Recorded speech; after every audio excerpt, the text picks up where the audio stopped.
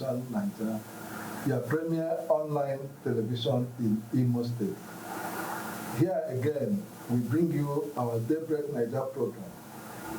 And in today's package, we are going to discuss two topical issues. One is the rejection of autonomy by the Imo State House of Assembly for the local governments, for themselves, and for the judiciary. We're also going to look at the current happening in Idato, where the country home of the CUPP spokesperson, Ugochinyere Ikenga Imo, was invaded and burned down at the weekend, leading to loss of 4 human beings.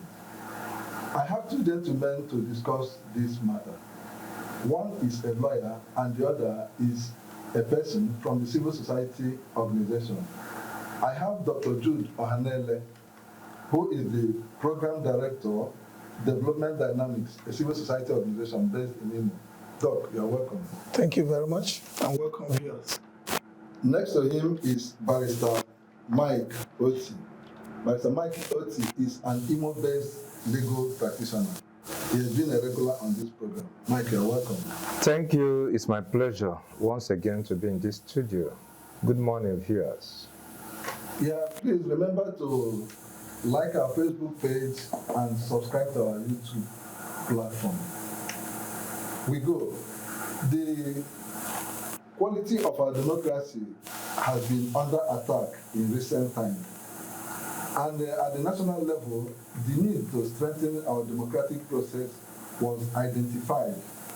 And part of the effort was to get the respective state legislatures to express support for or against autonomy, all designed to strengthen our democracy. And last week, the Imo State House of Assembly, surprisingly, to the consternation of Imo people, rejected autonomy for the legislature, autonomy for the judiciary, and autonomy for the local government. That's what we have decided to discuss today. Let me start with you, Barrister Oti. You are a lawyer. Can you enlighten us on how far we have practiced the doctrine of separation of powers as enshrined in the democracy, especially in Imo State? Thank you once again for that question. I would say that the doctrine of separation of powers, as we know, is as old as democracy itself. If you trace the history of democracy, from the ancient Greece settlement, where it originated, issue of separation of powers has always been concomitant to democracy. You can't dissociate it from democracy, because the reason is that you must have other arms of government acting as watchdogs for one another, where you have 3 arms of government. Each of those 3 arms must be a watchdog for the others. So when this issue of the legislature trying to be an appendage to the executive, comes up, it beats my mind, because the people the parliament ordinarily should be the conscience of the masses. If you look at the constituency of the House of Assembly, you understand that each of those representatives that make up the House of Assembly represents a local government in Imo State. In other words, you have 27 local governments in Imo State, so you also have 27 legislators in Imo House of Assembly. So it will be correct to say that their presence in the House of Assembly is to be conscious of each of those local governments they represent. But unfortunately, what we have seen in practical terms is a negation of what ought to be.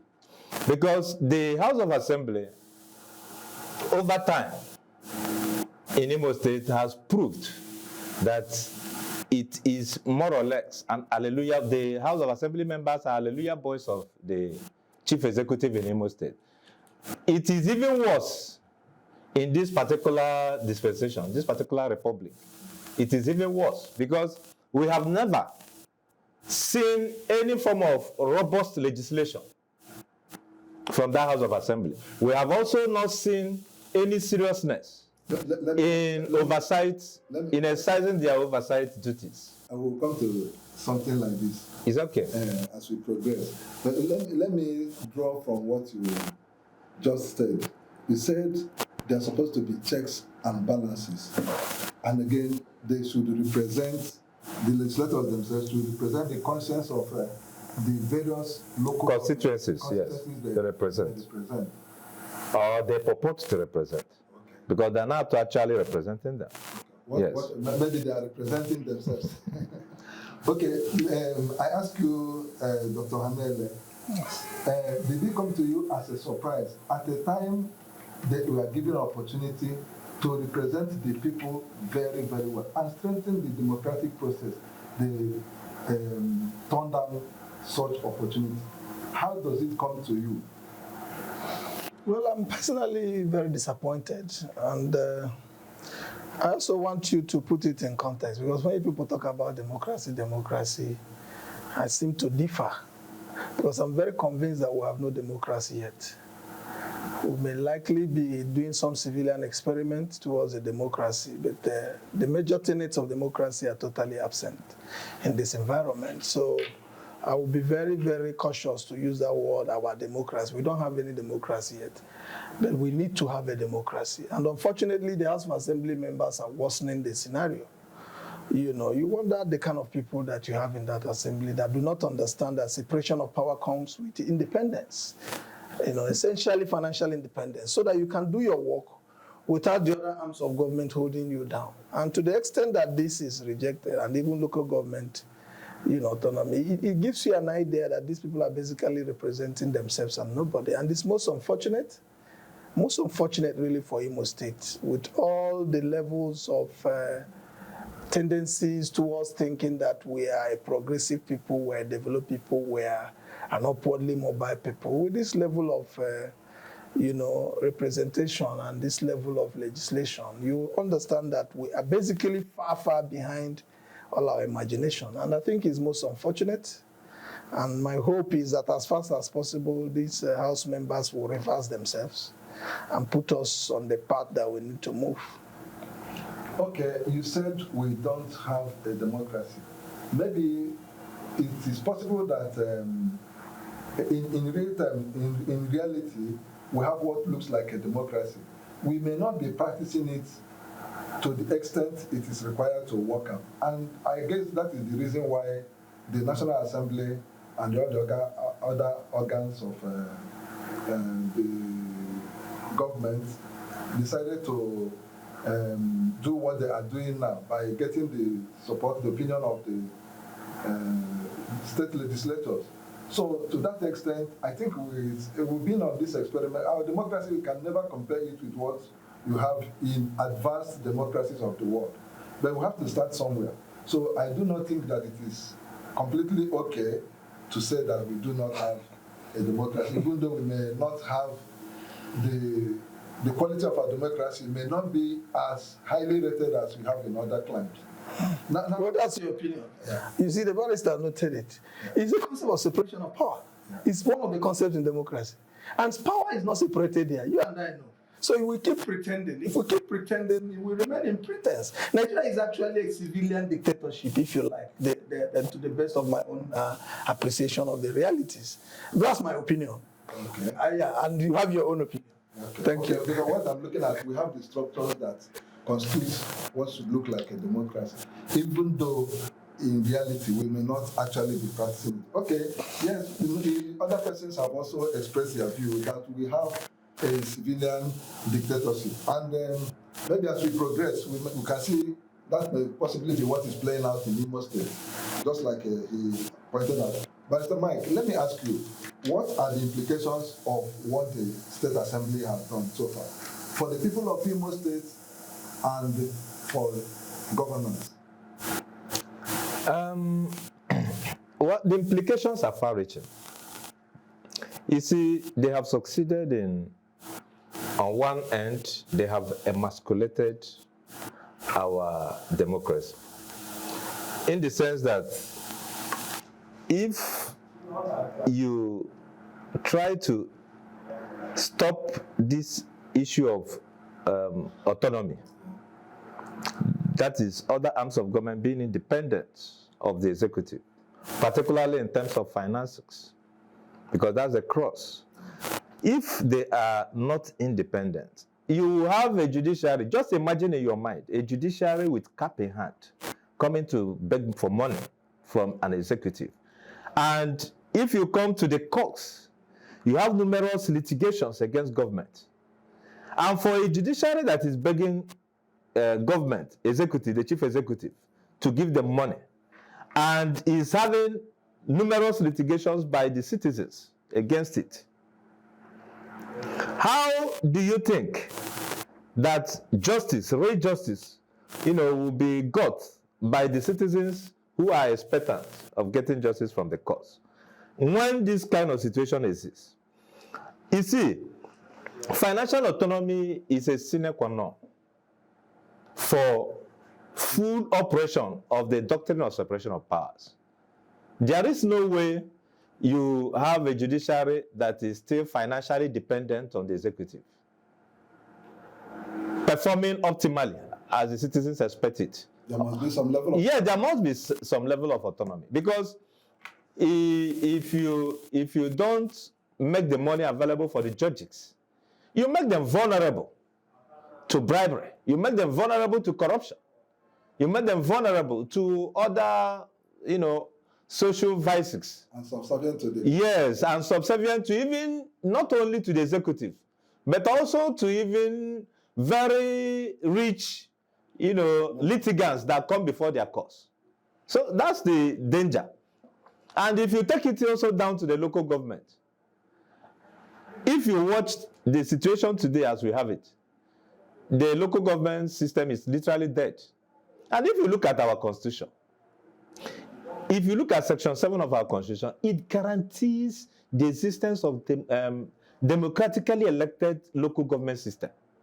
This caretaker you have, these things are illegalities. Somebody appointing a SOLAD, or whether you call it SOLAD, whether you call it interim management committee, whether you call it a caretaker committee, whatever, no matter the nomenclature, insofar as you have not entrenched a democratically elected local government system, it is still unconstitutional. It is still unlawful. Okay, Dr. Hanele. Yes. Some people have fingered the executive arm of government as responsible for this incident, what actually transpired in the House. Those who hold this view hinge their argument on the fact of, based on how the governor came in. When he came in, the APC government, the APC as a party had no legislator in the State House Assembly, except one that came much, much later through litigation. And for them to switch over to the APC, the legislators moved over to the APC, they had to be motivated with some kind of like this from the government. They were giving land, they were giving some amount of money and other things, to prepare them to move over. And some people view it as this is a case of a teacher holding the whip against the student. If you do anything, if you step out of the line, you'll be caned, and that is the reason why they are not independent. They have no reason to act on their own. That's what some people say. Do you agree to such a thing? Well, unfortunately, as the law is today, the law has made governors essentially emperors. They almost have absolute power, has been noted. I mean, if you are controlling all the finances of the entire system, you are almost an emperor. So definitely to have its implication on their work. But then in terms of this issue of rejecting these amendments, these are actually amendments to the Constitution that came out of the National Assembly. Their job is to concur with that amendment and it will be sent back. And of course, if they meet the threshold across the country, then they become lawyers. So it means that Imo State now is one of the black legs in that legislation. So the implication here is that the people who did this are the members of the House of Assembly. So I wouldn't blame the governor for what they did. Because the issue is that the men must be able to stand for themselves. Yeah, it's either you vote in support of what the people want, or you get out of the House of Assembly. You can as well resign. That thing is not a death sentence. If you think you can't do this job, you can wake up one morning and tell your people, I'm very sorry for wasting your time. I found out that this job is not the kind of thing I can do. Let me go and start looking for other job. And then you people should look for a replacement. But you can't go there and stay there and you are not doing what the people want, and you want people to blame any other person. So to the extent that the House of Assembly members accept those votes, they are the ones responsible for this, and they should be held fully accountable for this, their action. And the good thing is that these actions can be reversed. They are legislative actions.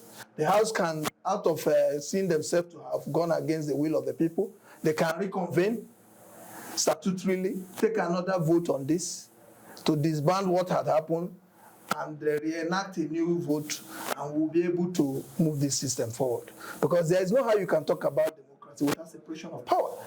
And if there are consistent efforts to stifle that separation of power, then that's to the extent that you are clearly telling the world that you have no democracy. And any pretense around democracy will remain the self-serving pretense we had in this country. It has not taken us anywhere.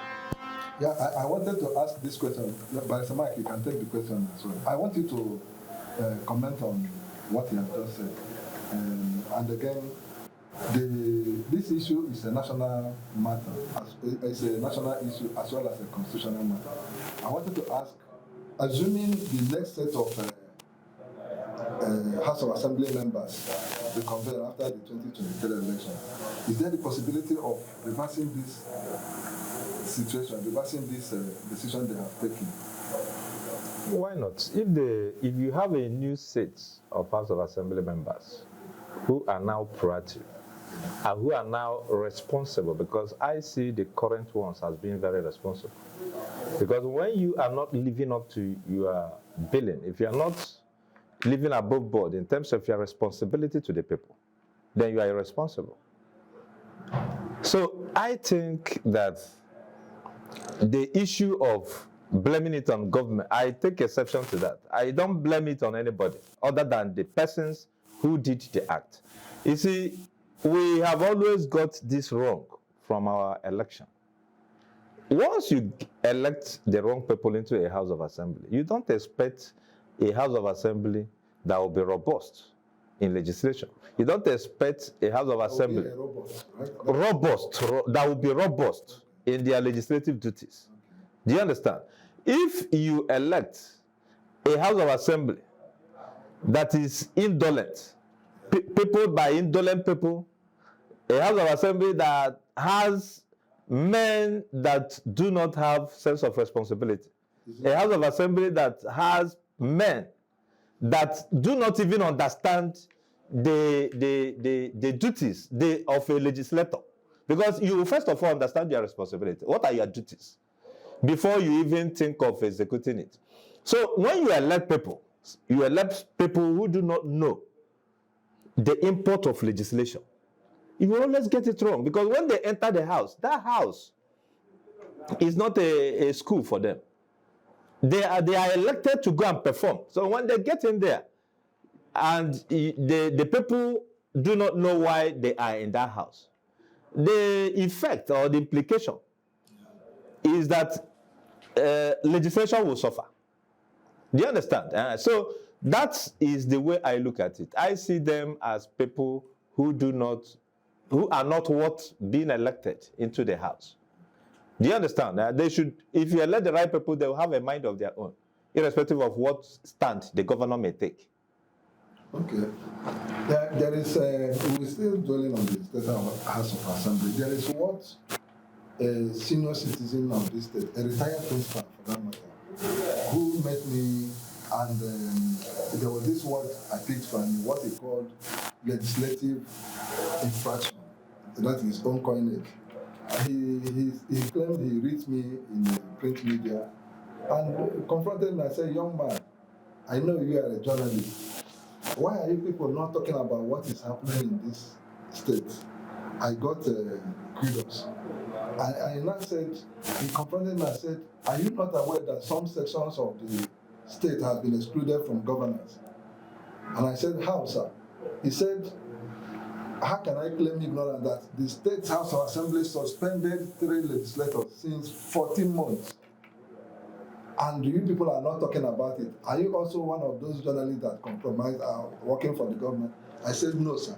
I tried to explain myself that in my programs, in my columns, I've been writing about these things. He said, please keep talking about it, whether or not they are listening.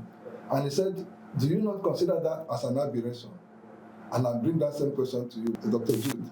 Now, do you not see it as an aberration in a situation where 3 state constituencies since November 2021 are on suspension, and whatever is happening in the House, they are not in the picture? There are some issues that crop up from their constituency are not being presented to the House. I think that man was concerned about an issue, and he said when he approached his legislator, he said, you can see our situation. And now, how do you look at that? Is it not an aberration that some sections of the state are not part of governance? I mean, it's clearly an aberration, and that's a major sign that you have no democracy. I told you this. You cannot send out a representative. He's not representing himself. Irrespective of what he has done, you have seen all over the world, legislature all over the world, parliaments across the whole place. People disagree. Some parliamentarians take on the president or the prime minister or whoever is the head of government head on issues of state and totally continue to disagree and consistently disagree. But they are all still in their different parliaments, in their different legislative houses. It's only in this part of the world that you see this kind of primary, secondary school thing of suspension. How can you suspend a legislator? When you suspend a legislator, you are suspending the constituency. You don't do that. If you think the legislator has committed an offense, you proceed to court and prosecute. He has no immunity. If it's a criminal offense, he will be picked up. And then at a certain level of, based on the constitution, the constituency will make a replacement. And so that there will be no vacuum. But you don't send these guys away out of nothing. Nobody has even said what those guys did. It tells you that we are just deceiving ourselves here, claiming all of these things, wearing clothes as if we are human beings. But in actual sense, we are behaving like, subhuman beings. It's totally unfortunate. And what that man said is a huge issue. Those people are totally unrepresented. Nobody's talking about it. Their issues are going to be lying fallow just because some people in the house disagreed with themselves or whatever. So it gives you an idea that we need to come down to understand that democracy is something you get into, understanding the tenets and abiding by the tenets. It doesn't matter whether you like somebody's face or you hate somebody's face. It is our collective duty to maintain and respect all of those things. So my call really is that those people should immediately be recalled, apologies rendered to those constituencies, and compensation also given to those constituencies for their times that have been wasted, and then hoping that in the future, if there are issues, there are lawful ways to resolve issues. You don't send somebody out of the place because he's not there on his own. If you send him away, you are sending the entire constituency away. And I didn't do anything to you, and you are sending me away. So these are the issues that we need to deal with if we actually want to move this civilian experiment to a democracy or a democratizing entity that we can begin to talk about. Okay, still on that, let me borrow the word legislative version from my senior citizen friend. Barrister Mike, there are other issues, there are other critical infringements coming from the State House of Assembly. Recently, just shortly before the Euro time, they passed the budget. The budget was presented to them, and the next day it was passed. The Imha people were not given an opportunity to discuss the budget in a public hearing. And the budget itself, I wonder to what extent it was debated. And I don't think that is democratic. Again, it is this same House of Assembly that authorized, that approved the appointment of solar administrators, which we all know, you have said it there, that it's an unconstitutional thing. And the executive recklessness, they seem to turn a blind eye against some of these things. They are not talking. They have powers to check the executives, but they seem to be a willing accomplices.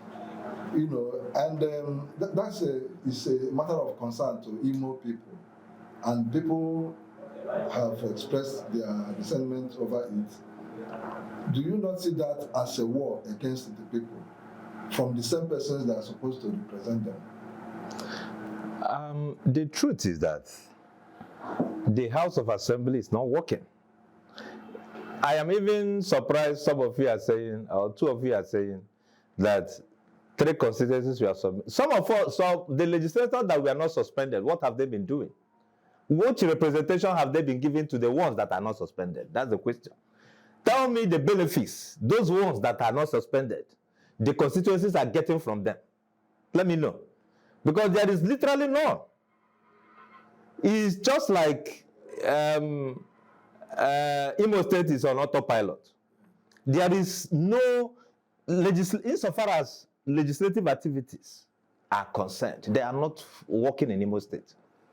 I do not know for any ministry that even an oversight has been carried out by Imo House of Assembly.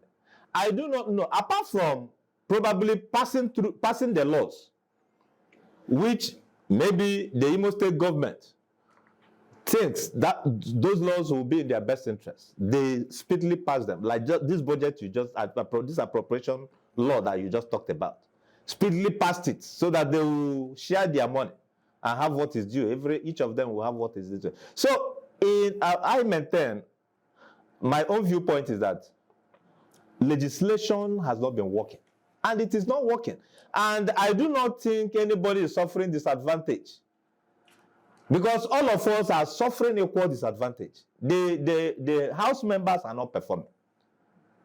If they are performing, roll out the performances. Let us look at them on the table. Because as far as I'm concerned, it is not working. So the only thing we'll begin to think about is, how do we get the right people into Imo House of Assembly? We are approaching another round of election. So the education should be to the citizens, Imo citizens.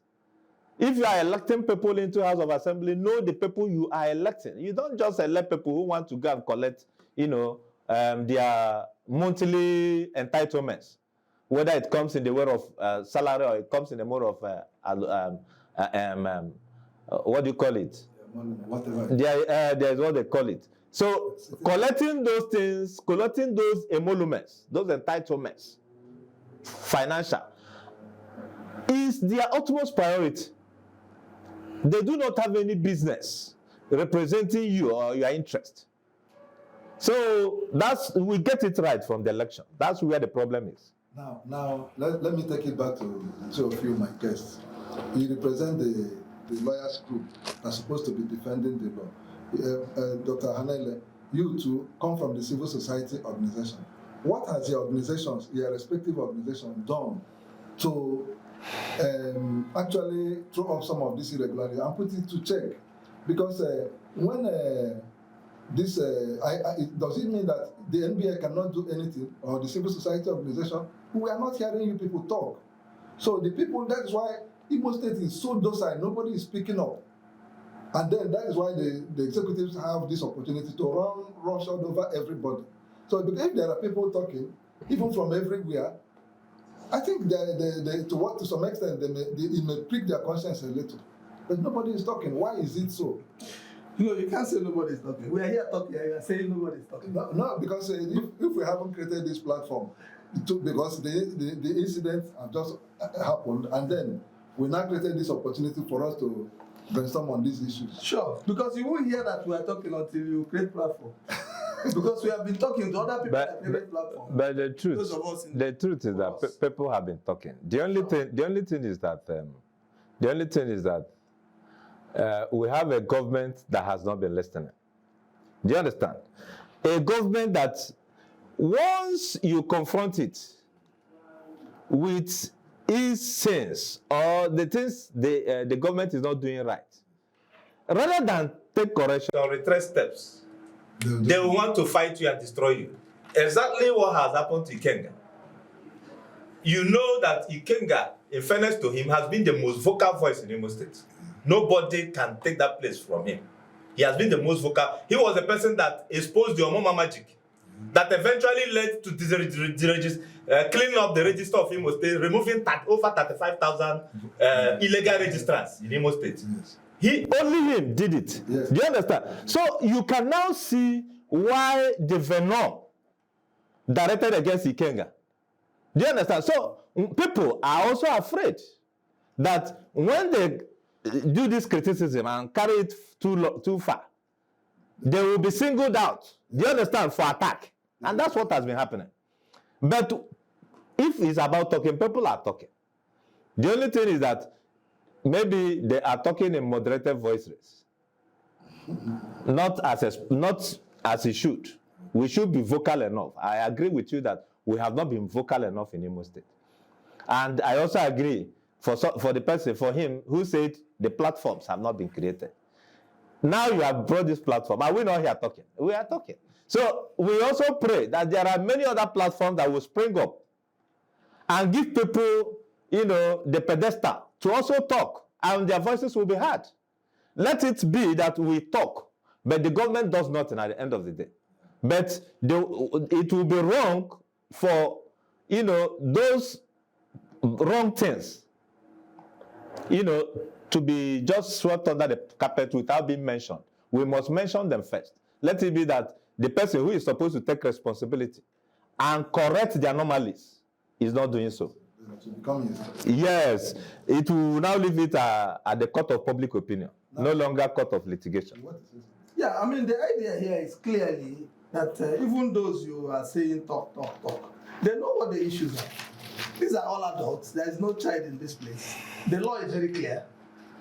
You mentioned the Constitution on the issue of guaranteeing local government autonomy. Democratically elected local government is by this Constitution guaranteed. It's straightforward English language. Even a child in primary 6 knows what that thing means. But you see what is being practiced. So what else are you going to tell anybody? The reason why there is insecurity across the land is the huge impoverishment at the community level. And that's why it's very easy for anybody to recruit people at the rural level and turn them into agents of violence. Because for so many years, the resources that are meant for the local communities that would have been used to galvanize and build a system of an economy that will keep people busy have been trapped at the state level, all over this country, in most of the states of Nigeria. And people are asking, why is insecurity? This insecurity is driven by impoverishment, and impoverishment that is actually promoted by the government. So when you say that they don't know what they are doing. Some of them are weaponizing poverty. So the idea here is that the people have been speaking. We may not have had so many civil society people in the state and so many outspoken people, but the few that are speaking, and those who are in power are men and women who are adults. They know what is going on, and we can fix this place. The truth is that it is better off for any governor.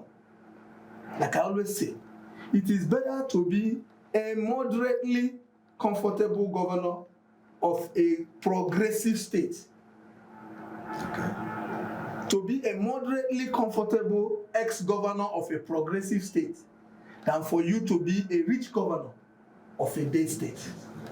And that is the real trajectory that Nigeria is dealing with. And my prayer is that these people in power will understand that this thing is transient. After a while, it will end. Even if you get a second term, it will end. Those that have had their second term here, where are they? Them now, if you see them at the airport, you will not recognize them. Where are they? Because there's nothing on ground to speak for them. Basically nothing. So it is a lesson to anybody in any office, whether you are in the executive, in the legislative, or in the judiciary, to do your best and place your own record so that when your children ask you, what did you do? You can tell them what you did. Okay, but Mike, you introduced the next topic I was going to talk about. That is the issue of Ikenga, whose country home was invaded over the weekend.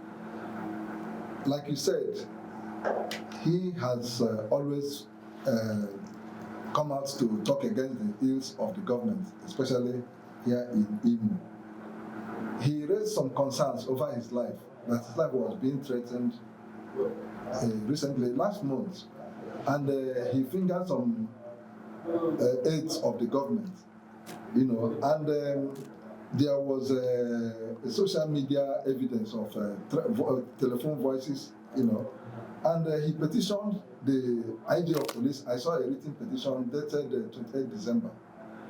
And he's been talking, he's been loud, he's not hiding himself. And the threat was eventually concretized, leading to the entire houses in his premises in his compound burns down. Over nearly 30 vehicles, or more than 30 vehicles, burned down. His uncle was killed among 3 other persons. And the loss was colossal, right from what we saw on social media. With what has happened, how would you see our security operatives who were pre-alerted before this incident? You see, let me, on that incident, that is why if you go across both print and electronic media, including the social media, do you understand? There is this consensus, at least reached over 70%, that it is state-sponsored terrorism. Okay. Yes, there is almost that consensus at that level. Yes.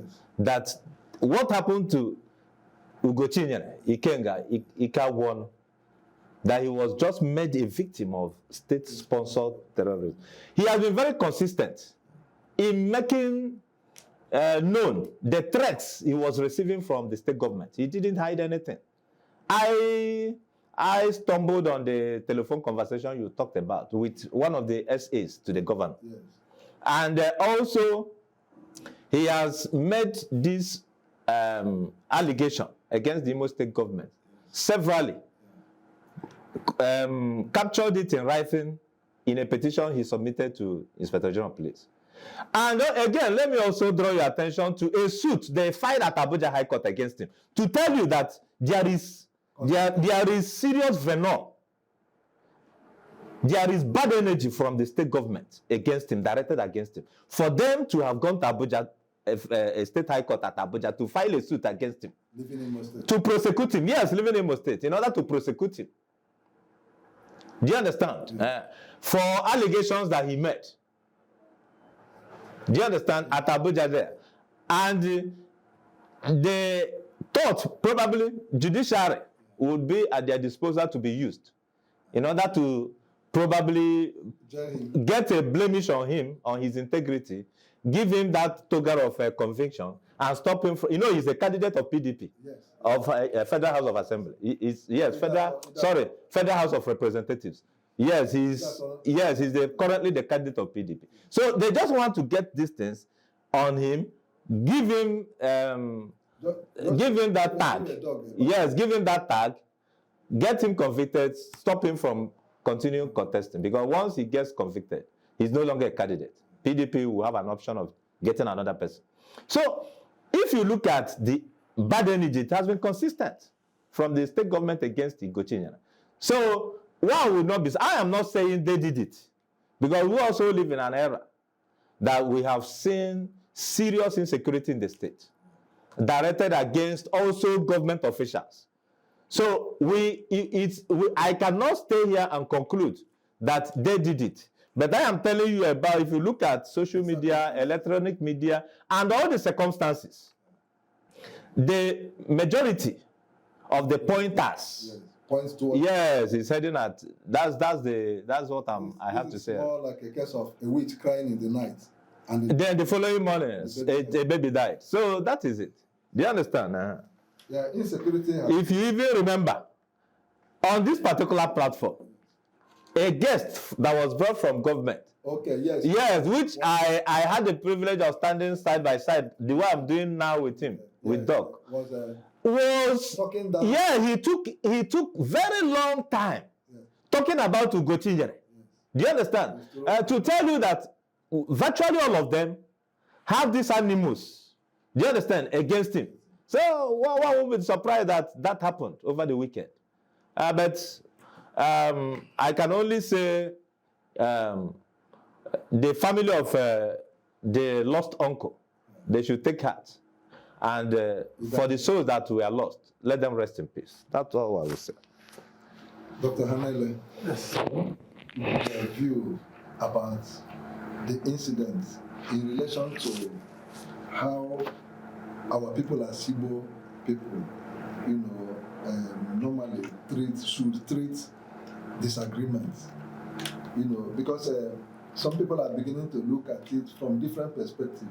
Something like this happened in our mama. There was loss of life. People say 7, people say 14 people. And again, the state was also fingered in that incident. And again, this one too has happened now. Don't you think that, when communities have been so destroyed in this manner, the ants will continue to increase against the government? Yeah, it's most unfortunate, really, that we are seeing these levels of violence. And for me, I've not seen the basis for this. I know that our people have been shortchanged since we started this civilian experiment in 1999. Those that have been privileged to have access to power have continued to impoverish our people by their policies and their actions. So a lot of people are angry. But the reality is that we're not going to use violence to solve this problem. Violence will only worsen the problem. And it's important for all stakeholders because now the violence is clearly looking very political. And that's the danger here. And the danger also about violence is if you start it, there may be no limit. And just like you said, Ugochinyere raised an alarm and all that. If people begin to raise alarm everywhere, you discover that there won't be enough security to go around. So societies around the world are protected by people being democratically minded, and that's where all of this starts. The level of intolerance we are seeing in Igbo land at the moment is unimaginable. And it's totally anti-Igbo and un-Igbo. Yeah. Because our people are very robust in arguments. Our people are very robust in disagreeing. We had our Igbo politicians of the First Republic who disagreed openly and were using different kinds of words and jabs on themselves. So we didn't see this level of destruction in this as we're seeing today. So I think it's important that the political actors understand how vulnerable this society is at the moment and how seriously threatened the security infrastructure is.